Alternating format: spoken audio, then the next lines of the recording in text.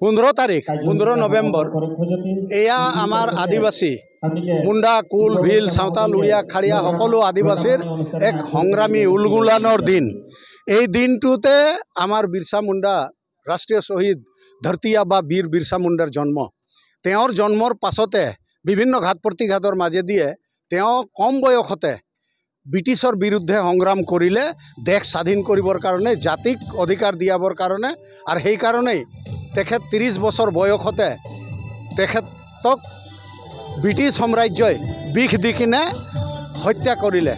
এইজন বীৰ মহান পুৰুষে আদিবাসীৰ কাৰণে যি পথ দেখুৱাই গ'ল আৰু সেই পথটোকে আমি অনুসৰণ কৰি আজি 15 নৱেম্বৰ এই দিনটোত সমগ্ৰ ভাৰতবাসীৰ লগতে আমাৰ অসমতো আমি অসম মুণ্ডা মহাসভা, কেন্দ্ৰীয় সমিতি, মহিলা সমিতি, যুৱ সমিতি, জিলা সমিতি সকল লগ লাগি আজি ইয়াত আমি এই কাৰ্যসূচী সমাপন কৰিছোঁ। আজি 14 নৱেম্বৰ ইয়াত আমাৰ ডিব্ৰুগড় জিলাৰ টেঙাখাট অঞ্চলৰ নন্দনবন চাহ বাগিচা খেলপথাৰত দুদিনীয়া কাৰ্যসূচীৰে এই কাৰ্যসূচী সমাপন কৰা হৈছে। আজি প্ৰথম কাৰ্যসূচী শ্বহীদ তৰ্পণ ফ্লেগ হোষ্টিং ইতিমধ্যে হৈছে আৰু এই কাৰ্যসূচীৰ যোগেদিয়ে আমি অসমৰ চৰকাৰক প্ৰত্যাহ্বান জনাব বিচাৰিছোঁ, আহ্বান জনাব বিচাৰিছোঁ যে আমাৰ যিবিলাক চাহ জনগোষ্ঠী আদিবাসী লোকসকল আছে সেই সকল লোকক যিটো প্ৰাপ্য অধিকাৰ জনজাতিকৰণ, মজুৰি বৃদ্ধি 551 টকা, আমাৰ এই জনজাতিটোক জনজাতিকৰণ, মাটি পট্টা,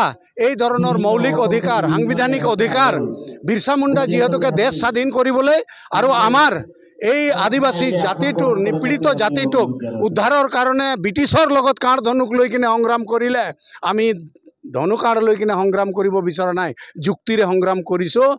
বৰ্তমানৰ চৰকাৰক আহ্বান জনাইছোঁ আৰু আমি হুংকাৰ দিছোঁ যে আপোনালোকে যদি জনজাতিকৰণ নকৰে, আপোনালোকে যদি 551 টকা মজুৰি বৃদ্ধি নকৰে, আপোনালোকে মাটি পট্টা যদি নিদিয়ে, তেতিয়াহ'লে বিৰছা মুণ্ডাৰ এই উলগুলান, এই আন্দোলন আৰু তীব্ৰতৰ হ'ব। জয় বিৰছা মুণ্ডা।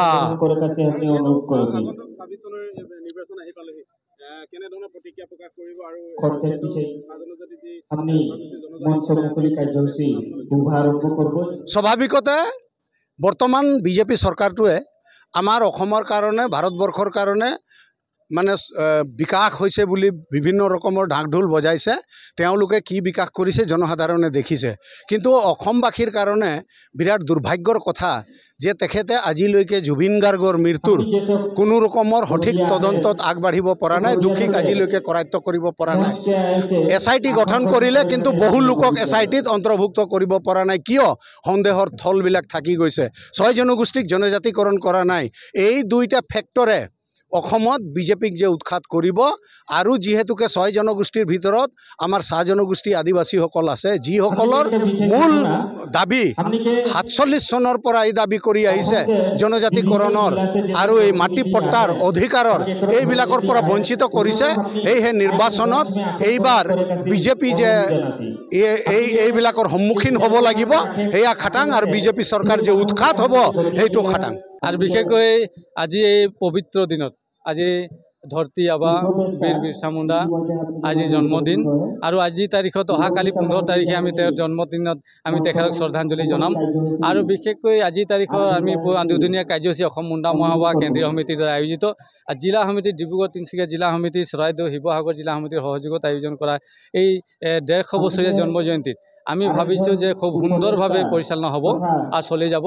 আৰু ইতিমধ্যে পতাকা উত্তোলন, শ্বহীদ তৰ্পণ আৰু চিৰমঙ্গা স্থানত আজি বন্তি প্ৰজ্বলনেৰে আজি আমাৰ কাৰ্যসূচী আৰম্ভ হৈছে।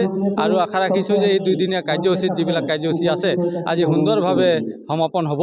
আৰু বিশেষকৈ আজি ইতিমধ্যে ইয়াৰ পাছত আমি মঞ্চ মুকলি কৰিম। মঞ্চ মুকলিৰ পাছত আমি ধনুকাৰ প্ৰতিযোগিতাও আৰম্ভ কৰিছোঁ, আয়োজন কৰিছোঁ। আৰু আমাৰ বিশেষকৈ আজি সৌভাগ্য যে আমাৰ মাননীয় জলসম্পদ মন্ত্ৰী পীযুষ হাজৰিকা ডাঙৰীয়াও ইতিমধ্যে আহি আছে।